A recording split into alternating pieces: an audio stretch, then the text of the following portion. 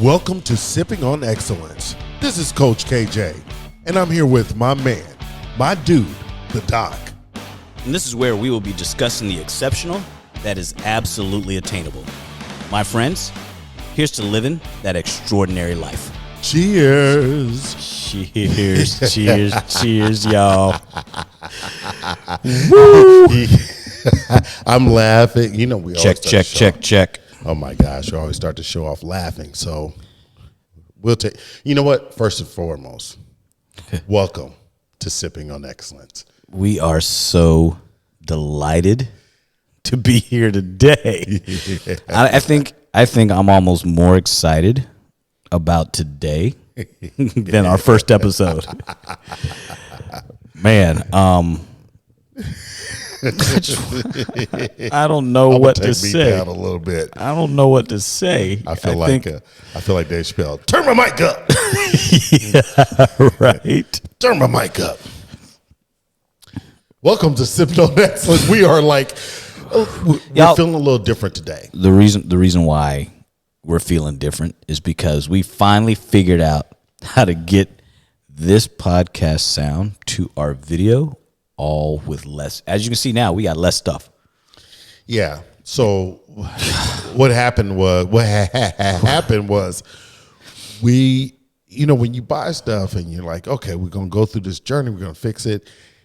You know, you read all the instructions, but do they really tell you everything about the possibilities of what you have?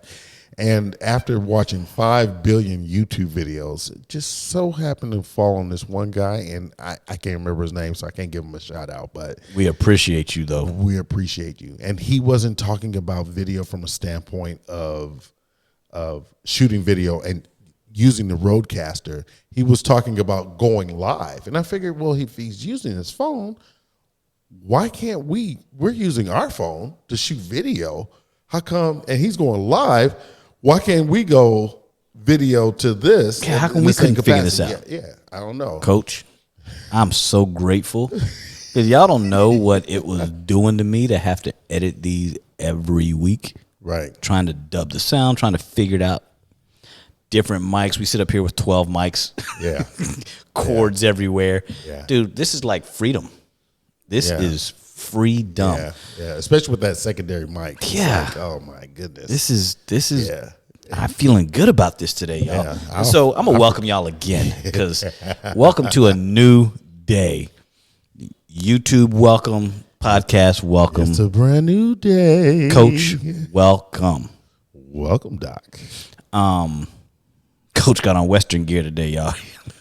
He got a birthday party to go to. Yippee-ki-yay, motherfucker. Oh, man. Anyway, we are here another Saturday. Today's going to be a good one because this was requested by our audience. We started going live. If y'all missed it this morning, it was a good one. Yeah. And I think I want to start off this week with just saying it's Black History Month. And Yes, indeedy. this is one of the big aspects of Sipping on Excellence and the fact that you have the two of us who, if it weren't for Black history, we wouldn't be able to live our present. Correct. You know, and so there are many people who don't want kids today to learn about that particular history. The state of Florida, I grew up there. The governor, man, you know what? You're going to get what's coming to you at some point, whether it's voted out, pushed out, whatever it may be. Right. But at the end of the day, you don't need to be taught. Go read a book. Educate yourself about Black history. It's that simple. The resources that are out there, read it all. Yeah. Don't wait for somebody to have to teach it to you. Listen, let's it's hard because we have to continue to say Black history. Let's go American learn history. Let's go learn American history. Seriously. Yeah. Like, I've had this discussion, you know, it's like in that safe space. I really don't think we should have a Black History Month because it's history. It's just history. It's recognizing history.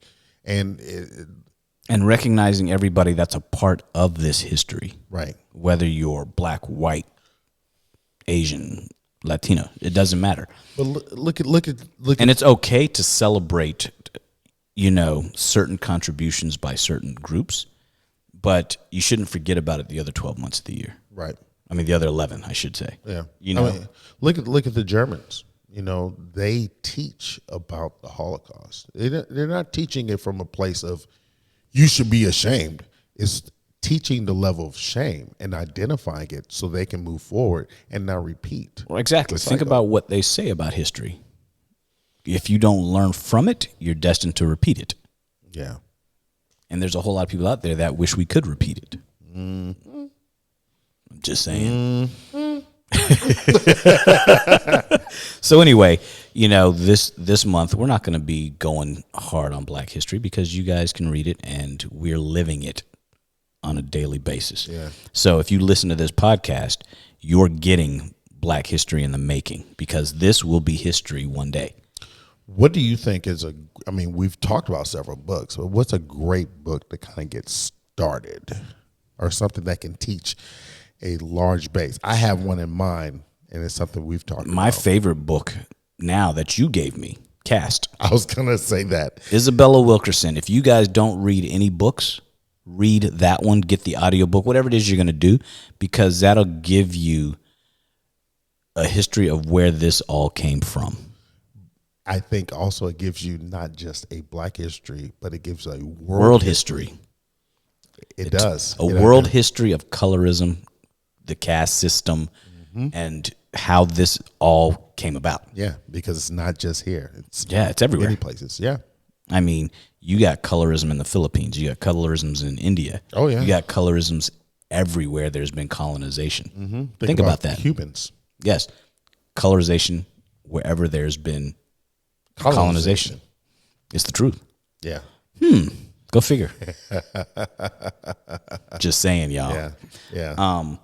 So yeah, it's just it's interesting, and it'll be interesting. I would be curious to hear the thoughts of our audience on what they think about Black History Month. Not just what you know about Black history, but your thoughts on why it's a thing. Mm-hmm. Why we feel it's necessary. I think it's necessary because if we don't talk about it in Black History Month, it'll get buried and never get talked about. So until it becomes just part of mainstream history and teaching, you got to dedicate a month because otherwise it'll never get taught. Yeah. And then you have this escape from, why do I feel this way? But I don't understand because I don't know anything about it and I can't find it. I mean, you think about like, I got a great example for you. So I remember growing up. I'm listening to you because I got what's wrong with y'all? Oh, no. I remember growing up and, you go to the magazine stands. I may have mentioned this before. And out of all the magazines that my mom said, you can get one magazine, at the grocery store. I wanted a Muscle and Fitness. Okay. One, I was like, I gravitated to like the Incredible Hulk. I said that was my favorite growing up. But also just muscle. But the person that was on the cover of that Muscle and Fitness was Lee Haney. Brother. And they say in many ways, Lee Haney is the reason why Arnold retired completely. Because he was coming in. You had this large man that was also extremely conditioned. He was bigger than Arnold. Yeah. So at some point in time, you got to hang up the cleats. Yeah. Like, game over. Tom Brady just did it this week. But it was, for me, not only muscle, but it was somebody that looked like me. Which is inspiring. Yeah. And I'm 8 years old, 7, 8, I can't get the words out. 7, 8 years old. So. And here's the interesting thing. Lee Haney had no idea you were watching him. No. And so I always tell people, like, you and I now in the position we're in, we have no idea who's watching us, listening to us, seeing us in the street. So whether you want to be a role model or not, correct, somebody's looking up to you. Yeah. And I was going to say the best thing that ever happened, I had an opportunity to tell them that story. Oh, no kidding. Yeah. Well, see, that's cool. Yeah. That's really cool. Yeah. What was his response? He's probably He was like, he had a very heavy voice. Yeah. Very Southern. Thank you, young man. I appreciate you. Now make sure you get those vitamins in and get that poo in. Get that poo out your body. Just waste. I don't even know what to say. I'm just laughing. Oh man. So yeah. let's talk about some. This is gonna be some what's wrong with y'all on some funny sides. Okay. Because there's just some things that pop up on social media, and since social media is a big platform for us, I just thought, my brother and I, we always are flipping stuff back and forth to each other, and there was one that I saw where what's wrong with y'all? This dude in Singapore. Did I send you this one? I didn't send. This dude in Singapore is suing this woman for $3 million. For what? For friend zoning him. Hold on. And I'm going to tell you, he basically said he's suing his friend because she didn't want to be in a relationship with him. Said she caused him trauma and that she damaged his stellar reputation. Dude, he said that he has sustained trauma and reductions in his earning capacity. How crazy is that? Dog. Man, come on. Seriously. We had the whole man talk and man shows and everything, and we talked about the sensitivity. And this is the one time that I will say you need to grow a pair. And I don't say that often. You know what? I'm gonna put it in my phone.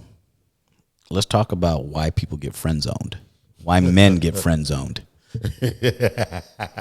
That's going to be on one of our lives. Hey, I don't know what that's like.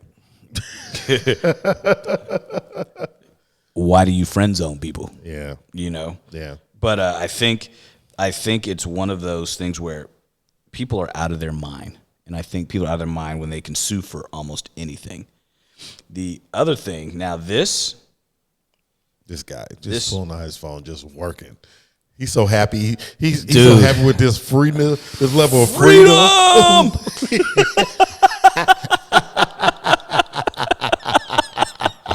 I mean, just the idea we connect our video to our audio outlet and outlet. And we don't have to do anything else but just talk. Yeah. I was watching on Instagram the best of Steve Harvey. Okay. And I'm going to show you. So I'm showing you the picture of this woman right? So what she was talking about, you're not going to believe this. She has this boyfriend who she says she's basically been living with him for 3 years. She's so insecure. Okay. That she didn't want him going out with his boys because she didn't know if he was going to get into shit, do shit. So what they agreed upon was that before he would go out with his boys or if he's going to meet his boys for a drink or whatever, she would Sharpie sign her name on his dick, his penis, and take a picture. And when he came home, he had to whip it out, and the picture had to match the signature that was still on his. How crazy is that? Number one, that she would do that. Number two, that he would let her. That's 1 and 2. I don't care. Dude. And they're still together. Yeah. And she's asking him, am I crazy for this? No, I'm going to help you out, y'all. We only got part of that. She's out of her mind for doing that. He's out of his mind for letting that happen. Yeah. No, look, she threatened his life. She didn't threaten his life. She just threatened to leave. And he's a simp that just didn't want an argument. She threatened his life. She threatened his life. I refuse to believe that. I refuse to believe that. I mean, you saw her. She ain't threatened. She might be a little crazy. Yeah. But that whole scenario is crazy. If you have that much lack of trust, what the hell is going on with you? Yeah. I mean, that's just like when we went. Hey, babe, I'm going out. Go ahead and get the Sharpie. He's going to meet her with it, so you don't have to. Here you go. Yeah. All right. What if it gets smudged when I go to like the restroom or something? What if I piss on myself because I drank too much? It better look the same when you get home. Or what? You gonna leave? You gonna make me leave? Hey, man, that's that man's journey. Let him live it or die in it. Right? For real. But how crazy is that? Yeah. On another plus, you see dude in the Tyree Nichols case, white guy got fired, the cop. Oh, really? Yeah. No. So he's the sixth person now that got fired. Okay. Good for him. Good for him. Keep him coming. Good for him. Keep him coming. Fire some more. Yeah. You know, I just wanted to get that out there, y'all. We got a good episode for you guys this week. Who is it? Reshi Fresh shouting you out last week said she wanted to hear. She wanted to hear Grass is Greener. And yes, I'm gonna put you on blast because you were supposed to DM me and remind us because you know we never got a DM from you. You know we forget. Right. Oh man. But that's cool. I'm still trying to remember our cocktail. I'm looking at it like this. Like, what are we sipping? So we're gonna talk about Grass is Greener syndrome. But before we do that, Coach came up with this cocktail today. It's pretty tasty. Tell us what's in it, man. We are sipping on today. I can't get my words out. Good Lord, I must be tired. We are sipping on you called it New York sour. New York sour. There you go. New York sour. So it's a whiskey sour with a dash of red wine on top of it. Here you go, y'all. A dash of red wine. And then we stirred it up. Yeah, and we stirring it up. We about to stir it up. Exactly. Cheers, y'all. Let's get after this. That is delicious. Yeah. Yeah. Mm-hmm. Yeah. Mm-hmm. Yeah. The red wine just cuts it a little different. It's just a little something special. Yeah. And of course, we're gonna put the recipe in the description so you guys will know how to make it. Start sipping with us, man. When you guys sit down, watch this video or listen to it, pull out your glass, and then you'll be in the same space as us. Yeah. That's all we want. Yeah. All right. Let's talk about this Grass is Greener syndrome. Man. So it's funny. They call it a syndrome, but it actually has nothing to do with, it's not an actual mental health diagnosis. I didn't even know they were calling it a syndrome. Yeah. They just. Well, you know, everything's a syndrome. Everybody's sick. Everybody's ill. I got black T-shirt syndrome. I sure do. I got a bunch. I wear them all the time. Exactly. But it's not a real syndrome. No. But what do you, when somebody says that, because we've all heard that saying, grass is always greener. What does that mean coming from you as Coach KJ? That means you're not watering your own grass. We're laughing, but very true. I'm very serious. Explain. We always want what others have, and we're not assessing what we have in our own life and what's around us. You know, we're not taking care of what's in our life, and we're looking outside of what others are having. We're chasing this dream, chasing this idea. You know, so that's pretty much in a nutshell for me, because. You know, and I think where that saying came from, because if you look at a cow pasture, you'll always see cows sticking their head through the fence, eating the grass on the other side of the fence, on the post. Yeah, that makes sense. You'll see them. Though. They'll be sticking their head on the other side of the fence, eating the grass there instead of the grass that's right in front of them. Mm-hmm. And that's why they say the grass is always greener over there. Always reaching. Mm-hmm. Yeah. And I believe we all have a bit of that grass is greener syndrome. If you think about it, and I think, or maybe people mistake the strive or the drive to want more as we think grass is greener. I don't think that's the case. I think that drive is just something else. Wanting more doesn't mean you want something different because you're not happy with what you have. You just want more of what you have. Right. You know, you mentioned something earlier about relationships, and you take a married guy and a single guy. Yeah.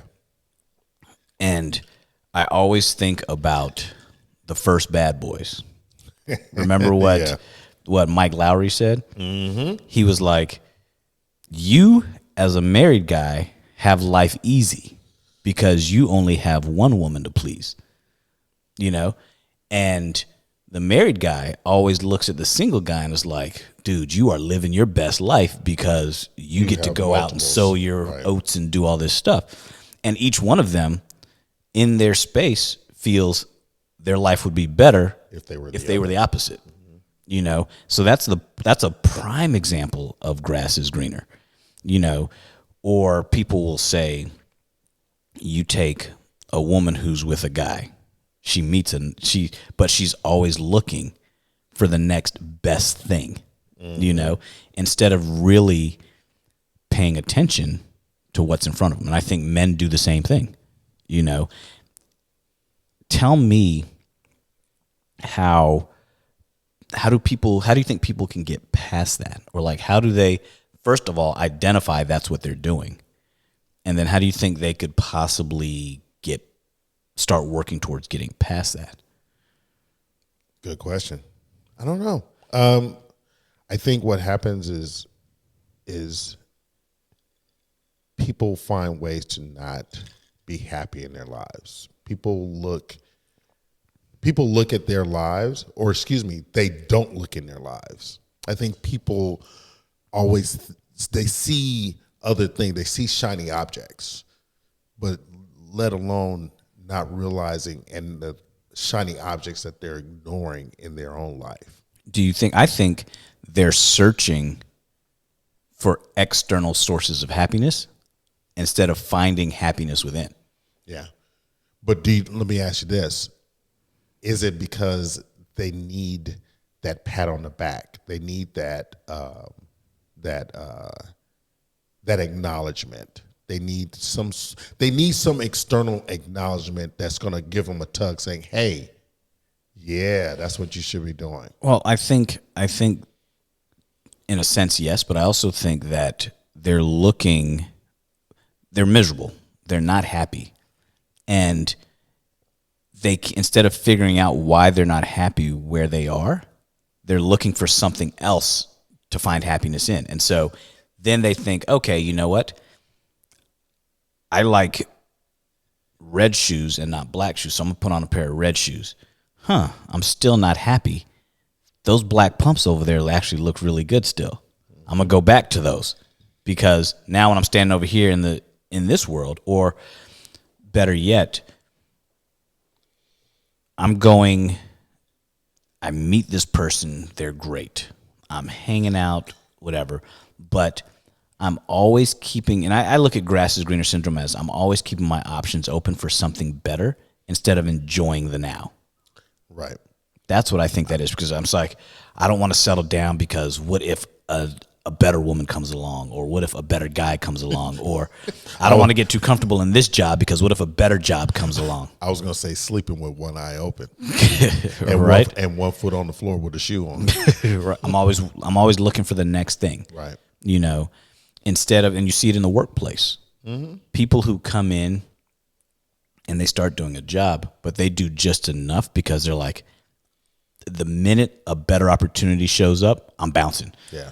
And they won't realize, yes, the next job may pay them better, but the benefits may suck, or your boss may be terrible. But all you see is, like you said, that shiny coin. Yeah. Oh, instead of me making $25 an hour, I'm now going to make $28 an hour over here, without knowing that job probably sucks. But all I think is, oh, there's more money, I should go there. Not considering the fact that there might be a higher volume that you have to do, or just maybe a shittier job in the first place. Or look at social media. You know, people see, especially celebs, they don't realize that celebs have a team, but they get this massive following. They try to build their own massive following. They follow all the criteria.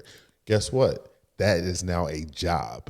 And they're like, oh, snap, I'm not happy because I thought I would enjoy the volume, give me my pats, they would be buying my products. And, oh, I have to do more work. Oh, I'm not happy in all these other areas of my life either. Or they see, oh, look how happy that person looks on Instagram. Look at how she looks or he looks. Oh, I'm going to go get plastic surgery. I'm going to go do this so I can be happier. And then you realize, oh shit, now that I got all this done, Yeah. I'm still not happy. I know friends who went through trends of, I got breast implants. Mm-hmm. And it was the thing to have. It's going to make me happier. And then realized, okay, the trend now is I want to downsize because now smaller is better. And so everything opposite of what they're doing, it's always better. Yeah. You know, and I think those people who jump back and forth across this proverbial fence never are going to be happy. They can't find happiness with just being. You know? Because it's all external worth, and we did a whole show on that. Yeah, they can't. Internal value, external worth. You know? So it's like, what are you worth? What is going on with you that tells you that you ain't shit? That tells you that, you know, you need that over there instead of what you have currently. How do you? I had a good friend of mine, and he used to say, because he does a lot of public speaking, he does all these, talks and everything, and he's a big contributor to the fitness world. And he said, somebody asked him, was like, how do you get a bigger piece of the pie? He said, I don't want a bigger piece of the pie. I want my same piece of the pie. I just want to contribute to make the pie bigger. Makes perfect sense. He said, I just gained that much more with that same percentage because I help contribute to make the pie bigger. I'm like, wow. It blew my mind. I was like, I never thought about it that way. And we're talking about, just interpersonal relationships. One of the things that I was reading about, I can't remember where I was reading it, was talking about the traditional man and woman versus the modern day man and woman, or the modern man and woman. The traditional woman is the stay-at-home mom, cooks, cleans, kind of takes care of the family, takes care of the kids, all this stuff.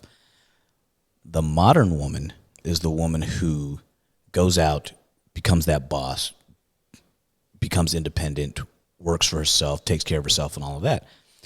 Here's the funny part. You take the two of them. The traditional woman is like, I want to be independent. They look like they have the life. The modern woman wants to be independent, wants to be her own boss, but also wants the kids, the family, all of this stuff. Right. And where that boils down to now is the traditional man, the traditional woman. Traditional man and the modern man. The traditional man can't work with the modern woman because the modern woman isn't going to stay home, take care of the kids, blah, blah, blah, blah, blah. But the modern woman needs the high value man, but that high value man eventually is going to be like, I want a touch of tradition. And so you have these people bouncing back and forth on this, and men doing the same thing. Yeah. Like, there's men out there, I want this modern woman, but I also think, oh, that over there looks great too. And so you're just like, dude, you can't have them both. And the woman's like, you can't have them both, And I think people always, like you said earlier, people always want what they don't have.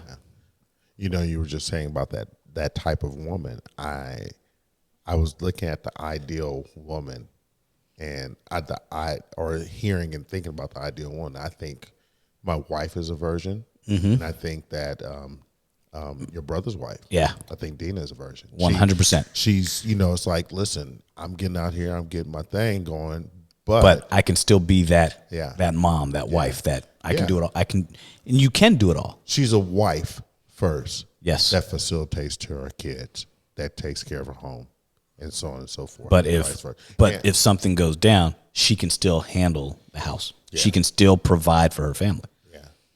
Yeah. Your wife's same thing. She's your wife. She's an independent woman, but she's still your wife. Yeah. We always laugh because what happens with us is she's a barker. Like she'll bite somebody's head off, but she'll bark. Yeah. Me, I'm a biter. Like, I won't say anything. I don't bark. I just bite. Right. And I'm trying to take a chunk out. And then I was having this conversation the other day. I don't look at, and I think moving as time goes on, I don't look at a married couple and say, man, I wish I had that. Or, man, your life is great. And I think the reason why I don't see that, notice I didn't say don't want it. The reason why I say I don't see it as being the grass is greener is because you see so many relationships out there that fail, you know, and as a logical, pragmatic man, why would I be running towards, why would I be running, right? Why would I be running towards failure? Does that make sense? Yeah. Now, that being said, companionship is one of the necessities of life. Food, water, clothing, shelter, companionship. As human beings, we need that aspect in our lives. And so I don't look at it as, oh, that over there is better. I just look at it as companionship is the thing I'm missing that will one day occur, however that happens. But I don't look at them like I hear all the time from married men, oh man, you're living the life. How do you know? You're looking at me as a single successful guy and thinking, man, you're living the life. You have no idea what I do when I'm not at work. Right. So how do you know I'm living the life? Yeah. People make assumptions based on what they see externally, and they think the grass is greener when I could be on a dry patch of dirty ass sod, you know? And so, but people assume things by what they see in snapshots of your life, you know, not realizing, you know, you come home to an empty house and sometimes that shit's not cool if you got things you want to get off your chest or things that if you're ill, if you're whatever it may be. Yeah. There's also things that I look at where I come home to an empty house and I'm like, whew, I can just sit on my couch naked if I want to watch TV. Why? Because I'm not being bothered. I'm alone. I'm around people all day. And so there's pluses and minuses to everything, but people only see the snapshots of the pluses and like, I want that. And I think it's probably also that FOMO syndrome. The which one? FOMO, fear of missing out. You know? And I think you see a lot of it in people who got married young. Yeah. And they're like, oh, I think I'm missing something. I feel like I'm missing out on all this excitement that's going on in the world. When, dude, you're 60. You ain't missing shit. You know? Or whatever it may be. I love being married. Yeah. I enjoy it. I'm challenged. I'm loved. I'm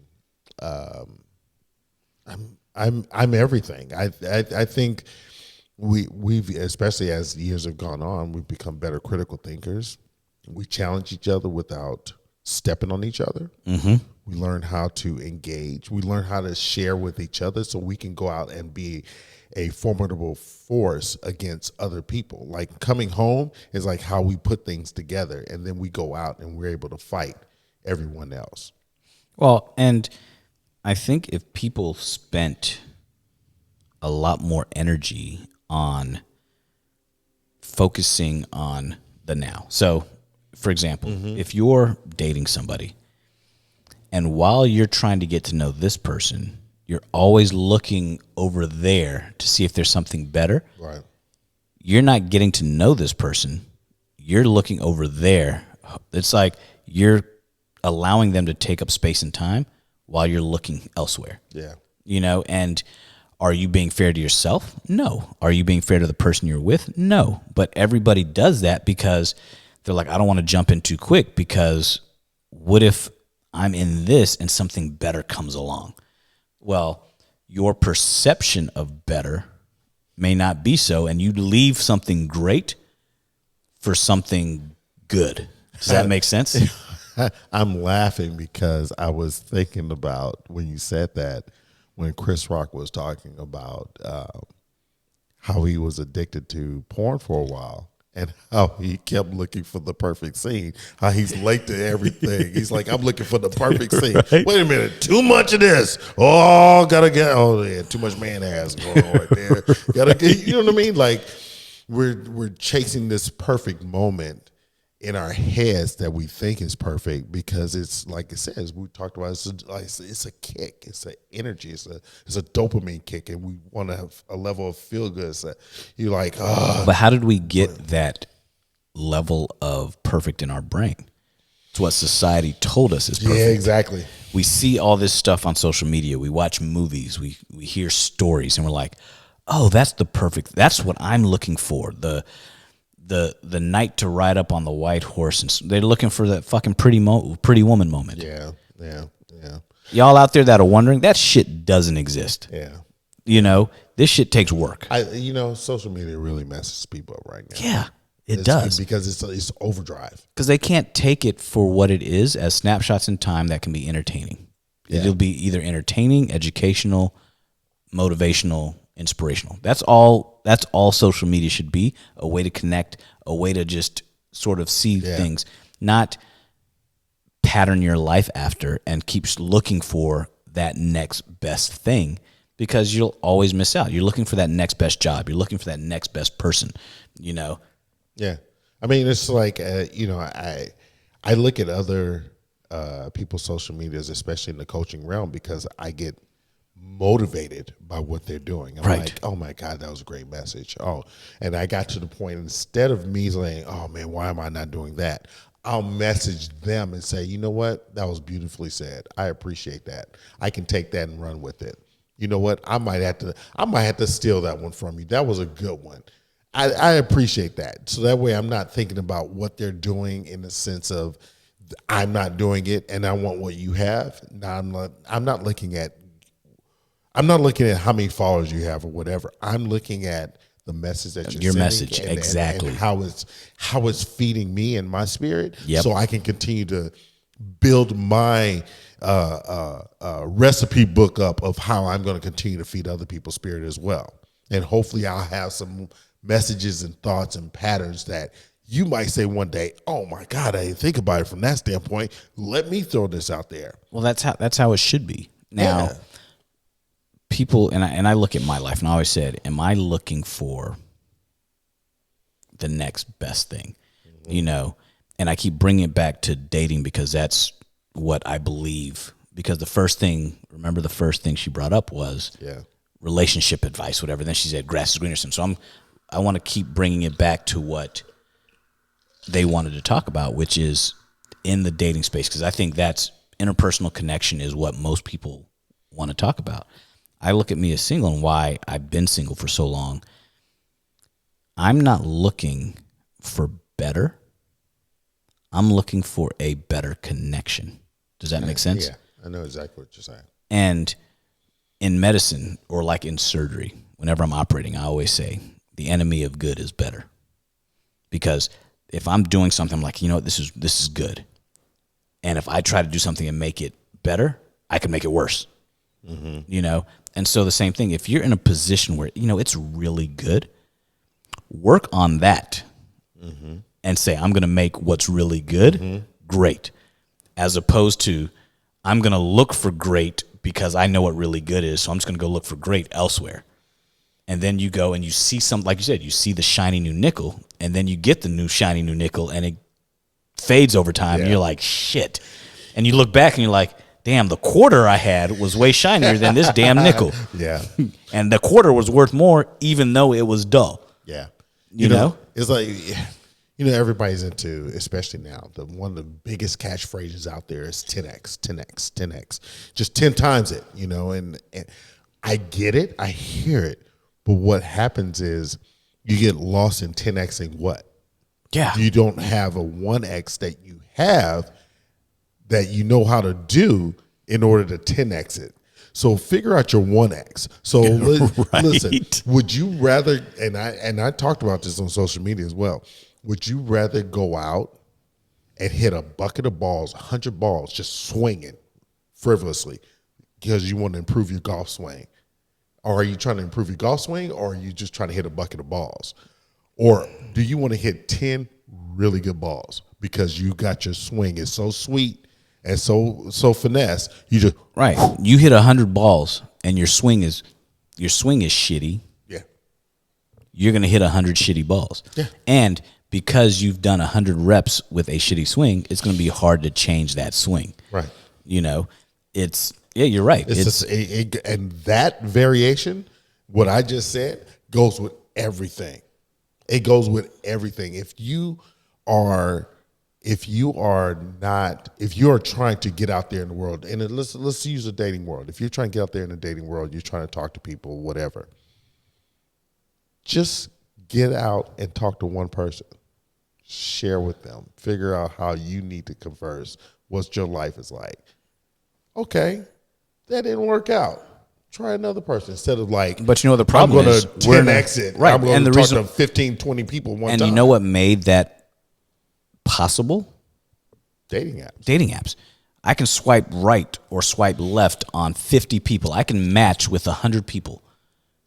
And you're like, I meet somebody who's cool, right? I meet this woman, you're cool, you're this. Okay, we start a conversation. I don't come off the dating app because I'm afraid that I may miss matching with somebody who's better.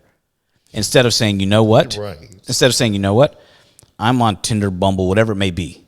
You match with somebody, stop swiping, close down the app, converse with that person. Right.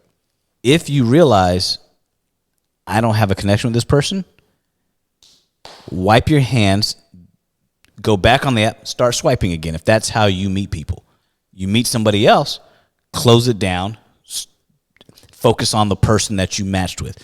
Don't match with 20 people and say, okay, I'm going to try to date them all at once, because then what ends up happening is you end up not getting to know any of them, because when you're on your Monday date, you're thinking about your Tuesday date, worrying about if Wednesday's going to hear about Monday's date.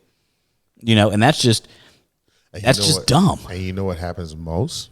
Which is why you're always looking for grass is greener, because you're not connecting with yourself. At all. At all. You're too busy allowing other people to connect with you.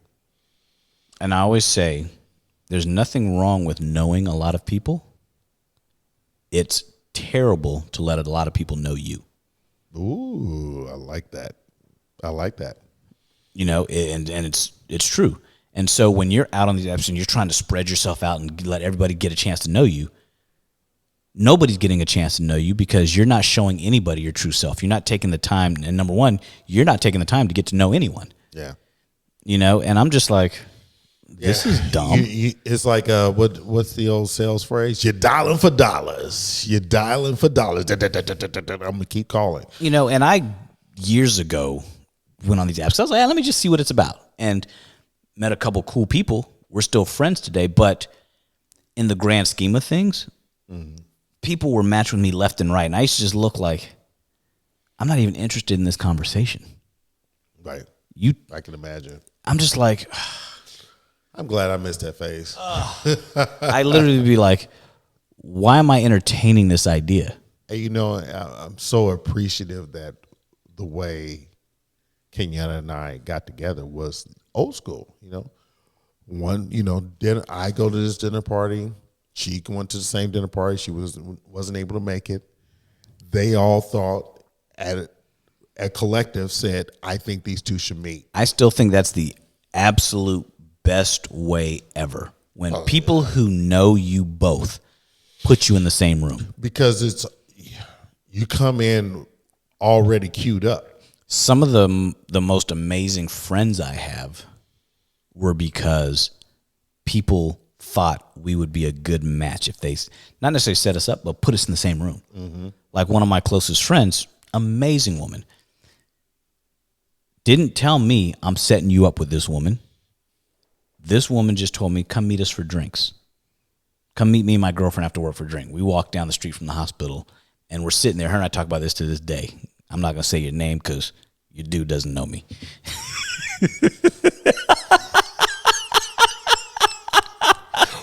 Okay. But seriously,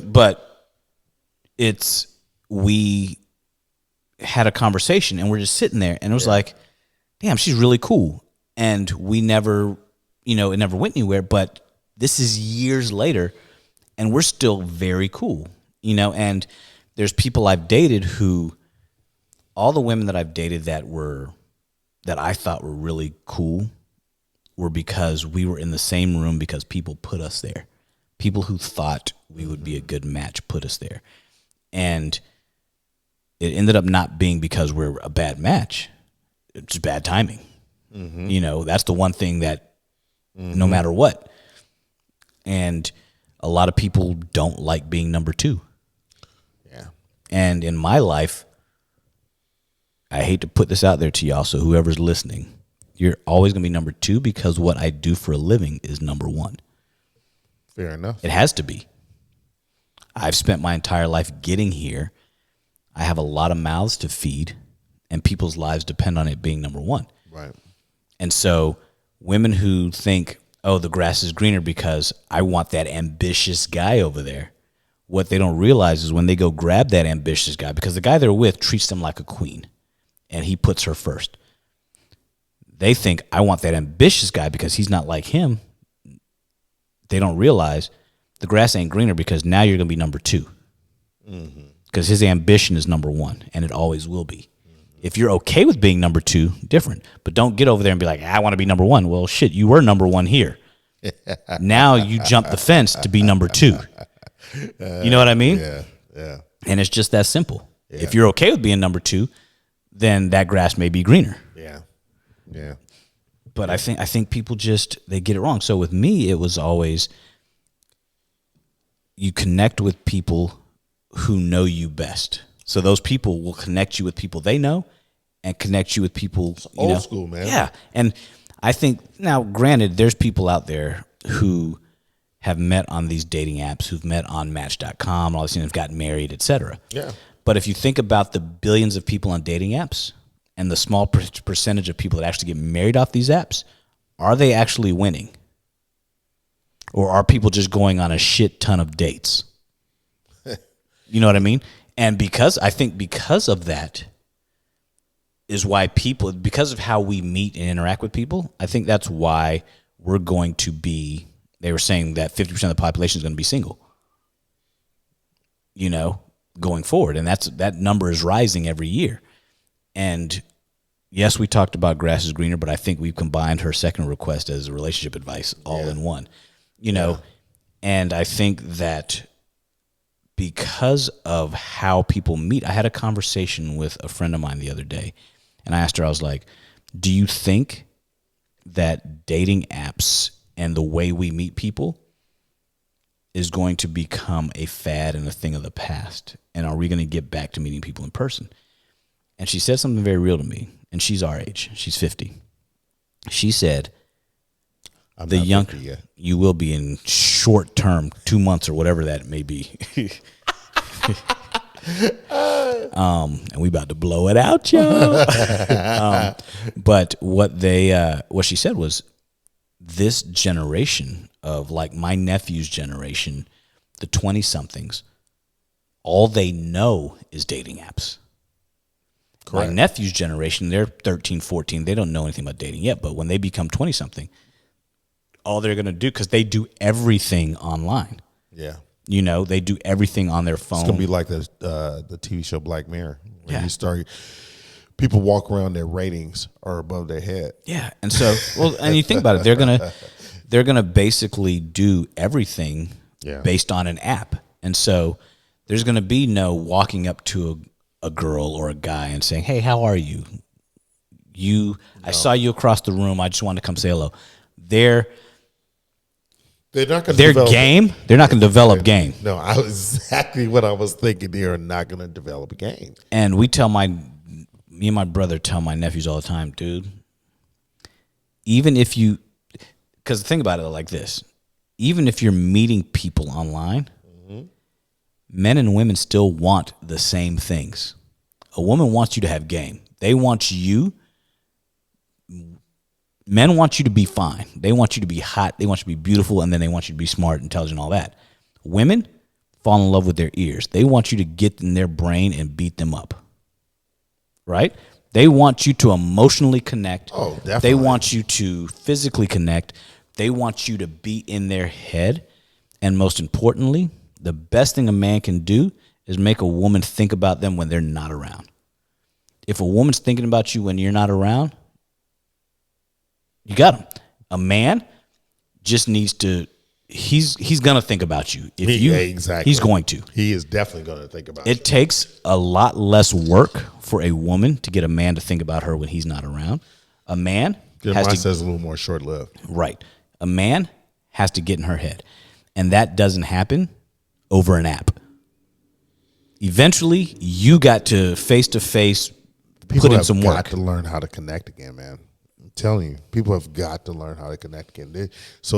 And I hate to keep saying this, but I think social media is like, it's pushed the delete button on life.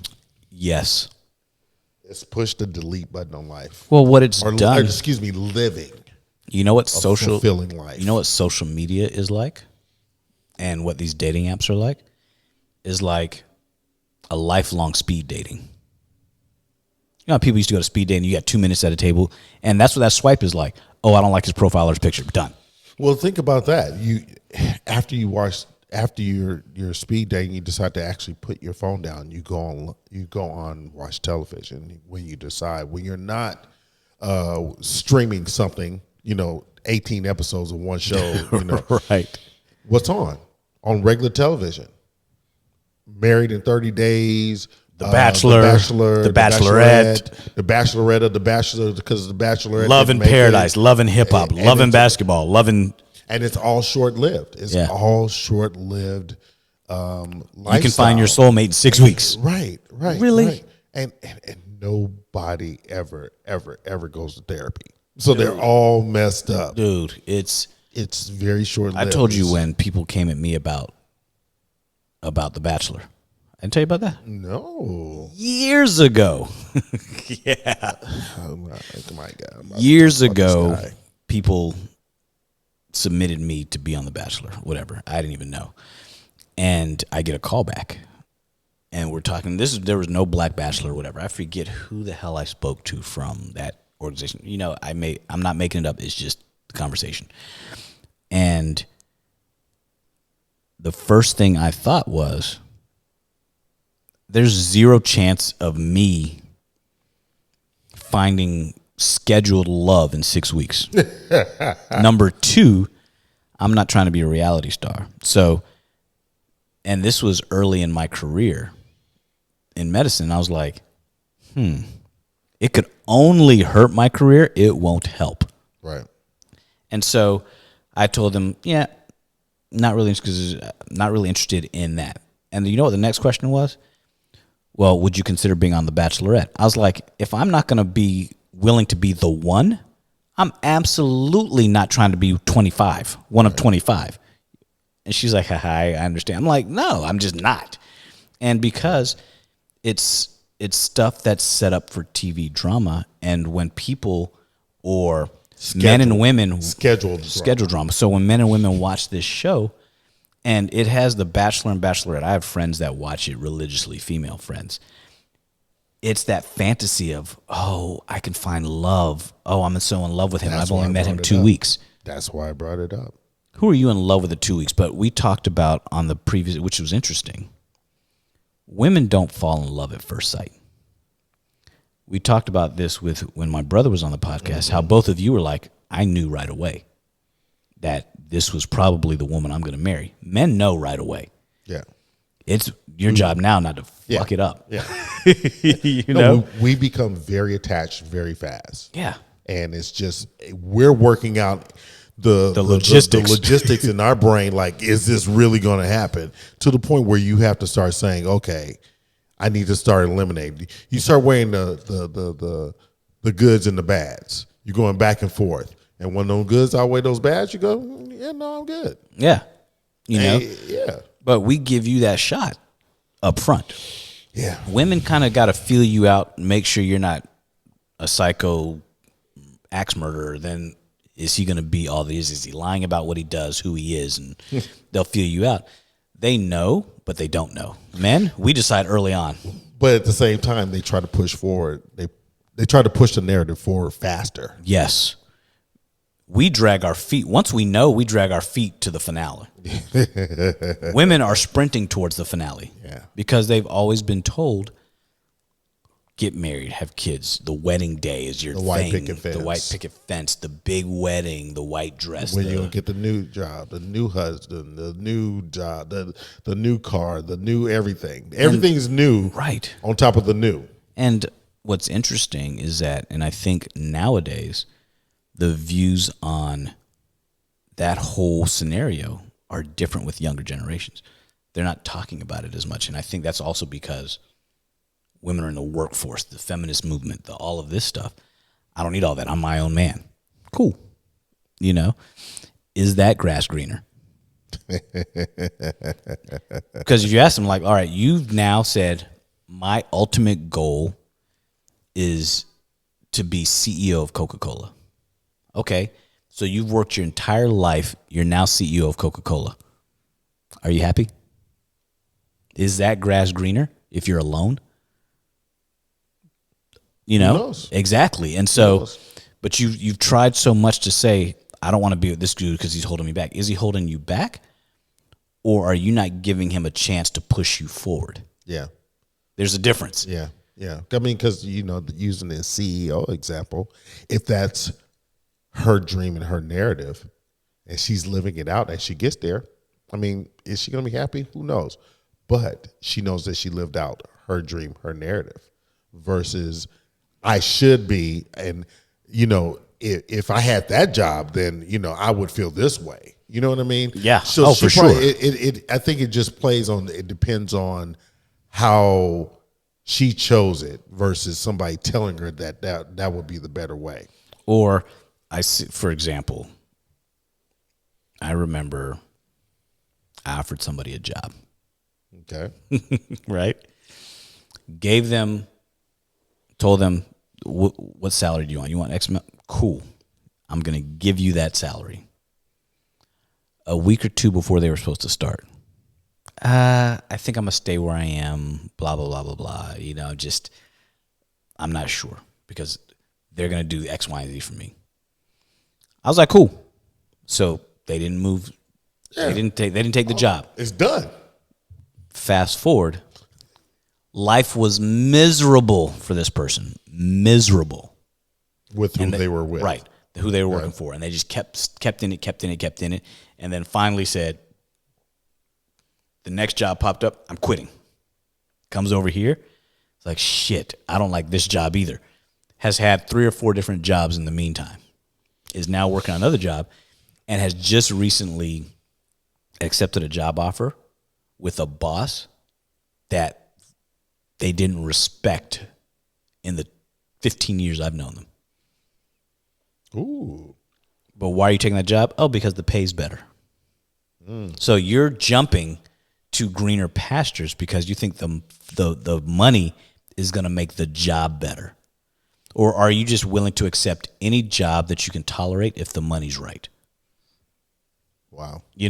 And there's so many people out there that live miserable existences because of money, whether it's a job or a marriage or a relationship, whatever it may be.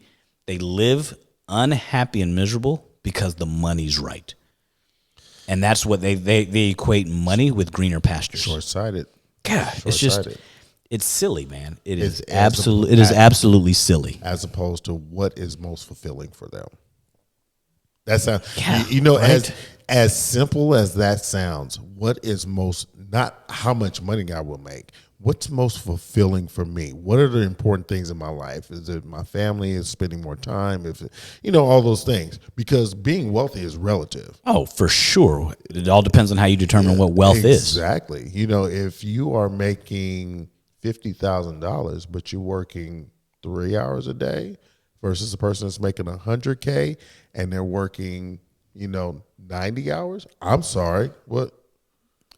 Wealth and happiness do not go hand in hand. No, they do not. And you have to decide, am I making $1 million, but I never see my family? I never take vacation. Mm-hmm. All I do is work. Sure. You're wealthy and the people you provide for are happy. You know what I mean?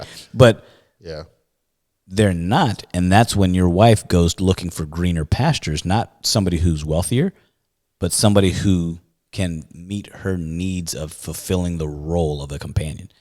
Because when you're making $5, $6, $7, $8 million a year, but you're gone 100% of the time, what you're providing your family is nothing compared to what you should be providing them. Yeah. Is your presence. Yeah. Your nurturing is unbalanced. Now, if you've figured out a way, like we talked about earlier, how to balance making all of that, and which means, like, for example, my brother is gone a lot. He's home a week, gone a week, home a week, gone a week.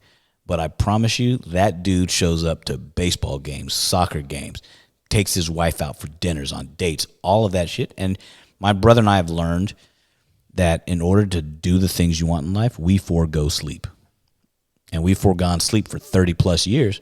So it's not like we're foregoing sleep. This is just what we're used to. I don't look like I'm 80. I don't look like I have a lack of sleep. I've just learned to adapt. Why? Because as human beings, we adapt to our environment and we just make shit happen. Dudes who can't do that lose out, because that's when their wife or their significant other or whoever starts looking for what's missing in other people. And that's where that work husband, starts looking a lot better, because why? He's around. Proximity breeds liking. You know, if I'm around you enough and we have enough in common, you're going to start liking me. Especially if you're chasing the greener pastures. Exactly. Because if you're chasing the greener pastures, you'll find it. Yeah. It may not be greener. You'll find a different pasture. Yeah. And as soon as you go there and start grazing, you're going to be like, damn, this grass tastes the fucking same, or a little more bitter. Like I said, better get you some fertilizer. Learn how to water your grass on an every other day basis. Figure it out.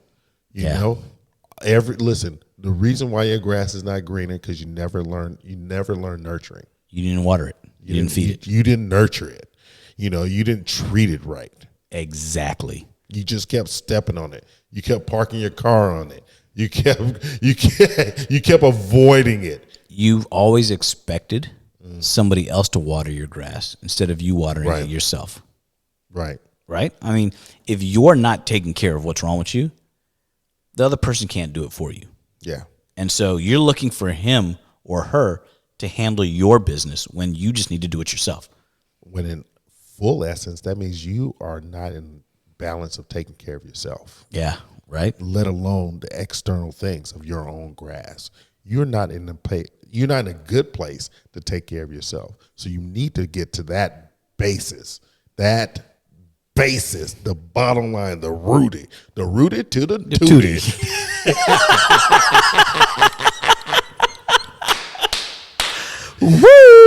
I was waiting for that one. I was looking for a place. I'm going to stick it in right here. Squeeze that rooted to the tootie. Somewhere in this podcast. God damn it. I'm going to get it. Yeah, man. I mean, I would say for us in closing, the grass is never greener on the other side if you're constantly looking and not watering your own grass. Right.